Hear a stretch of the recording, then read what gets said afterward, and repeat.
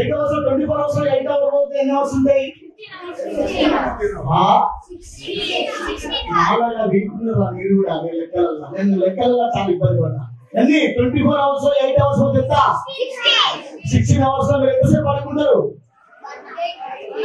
ఏ time పడుకుంటారు? పోనీ school నుండి వెళ్ళాక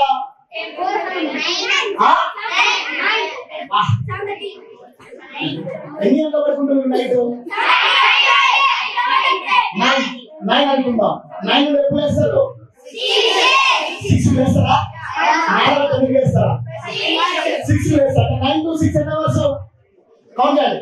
9, 10, 11, 12, 1, 2, 3, 4, 5, 6 10 అవర్స్ పడుతుందా? అంటే 8 plus 10 అవర్స్ ఎంత? 18 అవర్స్ లో 24 అవర్స్ 18 పోతే ఎంత? 8 24 లో 18 పోతే ఎంత? 6 అవర్స్ లో మీరు సహనానికి మొహానికి డ్రెస్లకి రెడీ కావడానికి తీసుకుంటారు. పొద్దున 1 అవర్ 5 అవర్స్ ఉంటుంది. 5 అవర్స్ లో ఈవినింగ్ వరకు ఎన్ని అవర్స్ ఉంటుంది? మళ్ళీ ఈవినింగ్ వరకు స్కూల్ నుండి స్నానము డ్రెస్ మార్చుడు హోంవర్క్ 10 అవర్స్ 1 అవర్ ఉంటుందా? ఓకే, అంటే ఆ 1 అవర్ 2 అవర్స్ ప్లస్ 18 20 అవర్స్. ఇంకా మిగిలిన అవర్స్ ఎన్ని? ఈ 4 అవర్స్ లో మీ అమ్మ నాన్నకి బాయికాడికి పోయి సంతలో పైకి పోయి సంతలో ఇంటికాడ పని చేస్తూ మాట వచ్చేది టీవీ చూస్తూ మీ అమ్మతో మాట్లాడుకుంటూ తింటారు. అంటే మీరు ఎన్ని అవర్స్ ఆడుకుంటుంటారు అమ్మ నాన్నతో? 4 అవర్స్ కూడా చాలా తక్కువ టైం ఉంటుంది. పని చేస్తుంటే తక్కువ ఉంటుంది. అంటే మీరు స్కూల్లో ఎక్కుంటారా అమ్మ నాన్న ఎక్కుంటారా?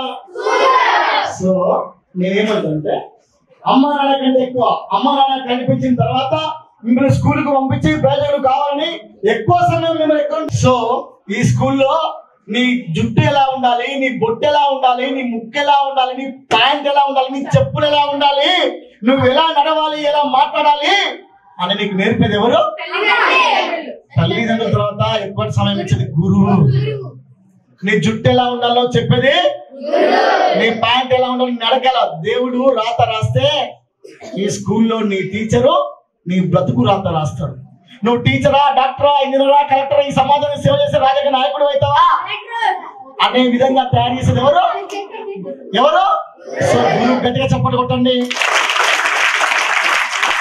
ఇవన్నీ మనకు తెలిసినా మనం ఏం చేస్తామంటే స్కూల్ దాటగానే గురువు వినవడగానే అరే సార్ వస్తాండ్రా, సార్ వచ్చిండ్రా అని ఒక తిరిగి మాట్లాడుకొని హేళన చేసి వెళ్ళిపోతాం.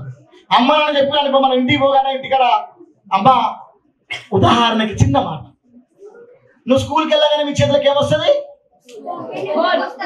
అబ్బో ఎంతమంది చదువుతారు నానా బుక్ పట్టుకొని. ఏమొస్తుంది?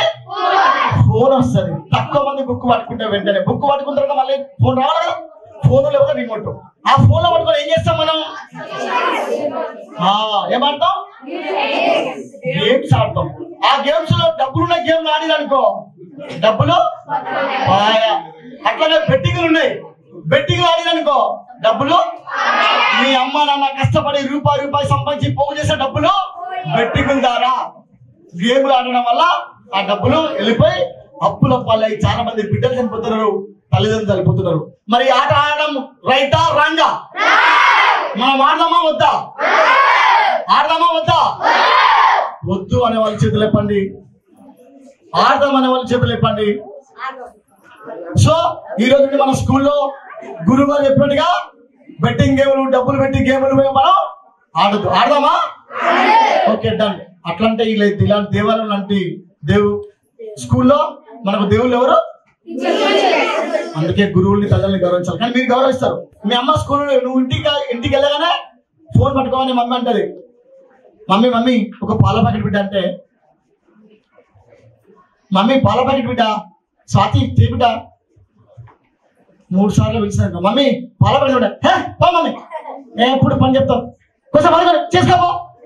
మమ్మీని చీదరిస్తామా లేదా? ఇస్తామా లేదా?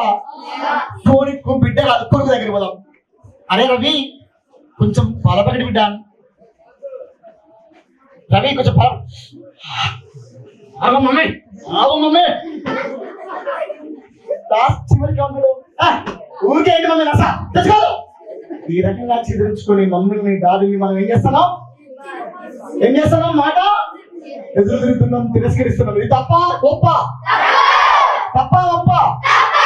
సో ఈ రోజు మనం తల్లిని, తండ్రిని, గురువుని, దేశాన్ని మనం గౌరవించాలి, ప్రేమించాలి. ఓకేనా? ఒకవేళ మీరు అలా కాదని గౌరవించకుండా ప్రేమించకుండా ఉంటే ఎలా ఉంటుందో ఒకసారి మనం చిన్న స్కిట్ లాగా చూద్దాం. Okay, ready? రెడీ?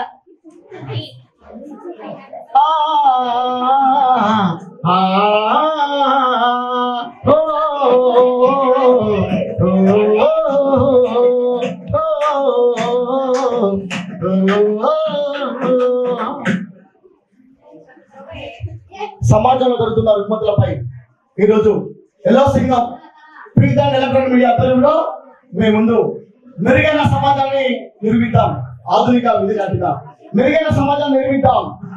వీధి నాటిక మెరుగైన సమాజాన్ని నిర్మిద్దాం. మెరుగైన సమాజాన్ని నిర్మిద్దాం.